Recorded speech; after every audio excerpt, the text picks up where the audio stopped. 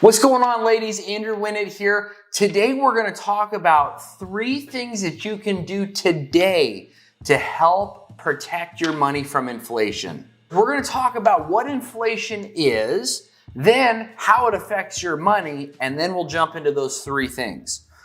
What is inflation? Inflation, simply put, is where the cost of goods becomes more and more expensive over time.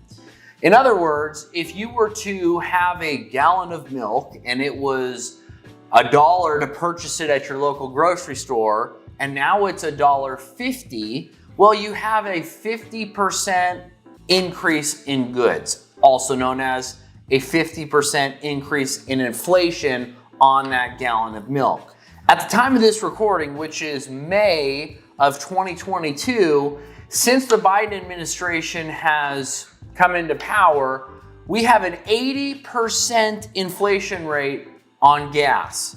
So inflation absolutely affects you and me. Now, how does it affect your money? What does inflation do to your money? What I see oftentimes is I see clients who have lots of money in cash or in accounts that aren't earning very much. They may be earmarked for income, they may be earmarked for estate planning, they may be earmarked for growth, but they're not earning very much. If you've got money in a checking, savings, money market account and it's not growing, you're actually losing buying power. You're losing the value of that money.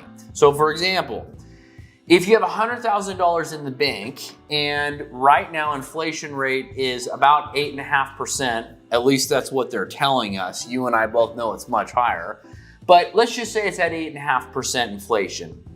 If you have $100,000 and there's an 8.5% inflation rate, well, you're losing $8,500 in buying power from that money just sitting in the bank. Now, again, I know where people are coming from. They're concerned, well, what if that $100,000 was in the market and the market crashed, right? Then I could lose a lot more than 8.5%, and that is true. But that's the danger of inflation, is over time, it takes bigger and bigger chunks out of your money.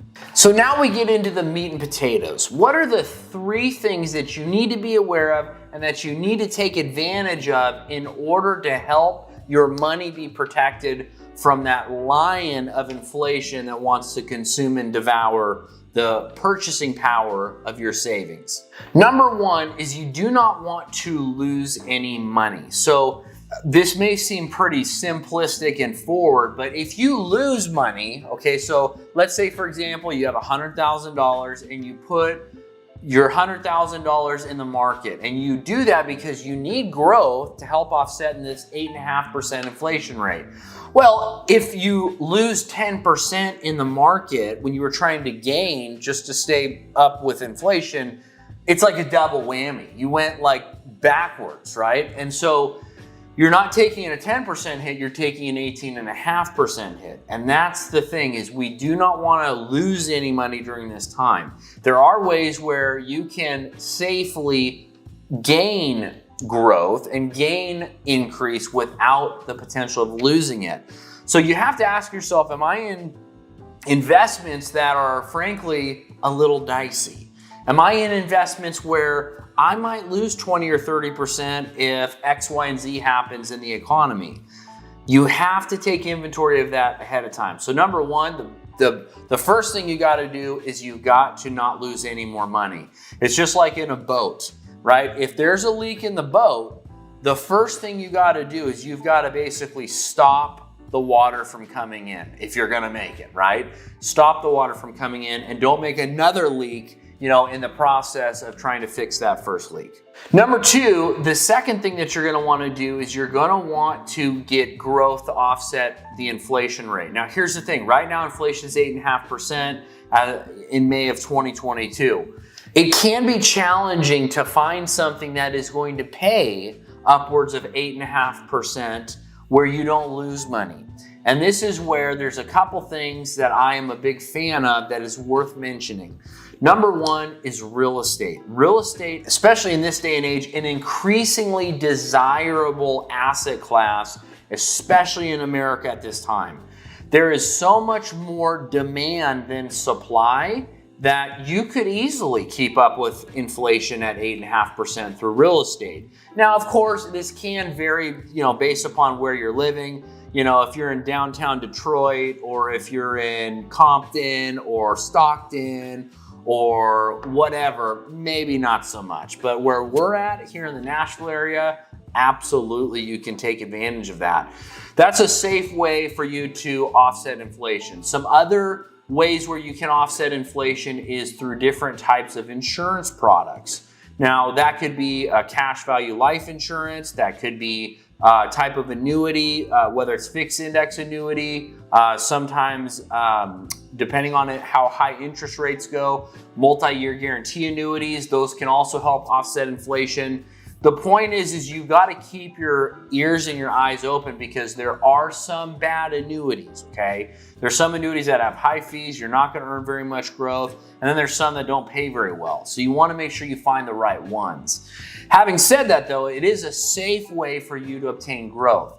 Sometimes in those cash value policies, through like an index universal life policy, you can actually earn 10 and 11% on average, even in an inflationary period like we're in. So there is that option. Oftentimes, index universal life outperforms whole life. If you look at the average over the market, again, you've got to know what you're looking for, but insurance and real estate is great ways to safely, obtain growth and never go backwards. The third thing that you can do today to protect yourself from inflation is you can be cashed up for the end of the inflation cycle. Now you're like, what the heck does that mean, cashed up? It means that you've got resources at the ready for when the inflation cycle ends. First of all, what is the inflation cycle? Well, this is how it goes. The first part of the inflation cycle is inflation's up, inflation's high. Well, the government and the Fed, what they do to offset a rising inflation is they raise interest rates. When interest rates go up, a couple things happen. Number one, the economy stagnates. And number two, unemployment goes up. So for example, interest rates often affect debt. It affects credit, it affects the housing market, it affects the operations of large companies. If you take a company like Walmart or Amazon, they use lots of debt to operate. So for example, let's just say the southeast region of Walmart, I don't know how many stores that is, it's a lot, but let's say they've got a $100 billion line of credit to help operate in those stores, okay? Because they're not like debt free, okay? All of them have debt to operate. So, $100 billion line of credit, the interest rates went up 2%, which means that line of credit is now 2% more expensive just to operate as before.